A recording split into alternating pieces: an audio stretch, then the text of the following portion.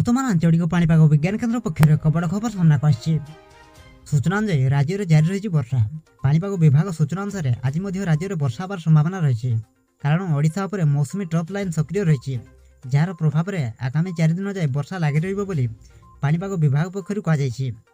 प्रबल वर्षा नहीं आज 18 जिला को येलो अलर्ट जारी कर। तेज आसतु आज नजर पकाइबा आज ओडिशार केउं सब जिले में अधिक वर्षा हबार संभावना रही। यह सहित केउं सब जिला को येलो अलर्ट जारी कर आंचलिक पाणीपाग केन्द्र से भिडियो संपूर्ण अपडेट जाना, किंतु ता पूर्व वीडियो को गोटे लाइक करूँ और भिडियोटी को आपण सांगसाथी मानक बहुमात्रा शेयर करूँ।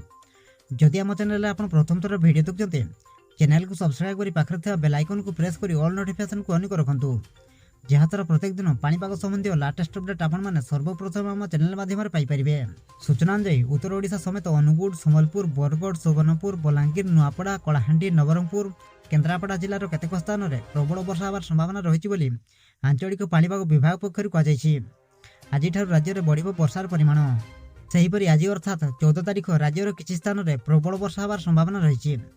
बालेश्वर, सुंदरगढ़, भद्रक, जाजपुर, मयूरभंज और केन्दुझर जिलार गोटे बा 2टी स्थान में प्रबल वर्षा हबार आशंका रही। तेबे एही जिले में प्रबल वर्षा नहीं अलर्ट जारी होइतिबारु प्रशासन सजग रहिबा सह जेकोसी प्राकृतिक विपर्यय मुकाबला लगी प्रस्तुत रहिबाकु एसआरसी पक्षर जिलापाल मानक सजग करा जायछि। सेतिपई आपण माने सतर्क रुहंतु।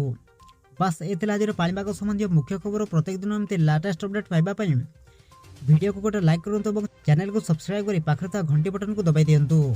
ब्यूरो रिपोर्ट, जागरण टीवी।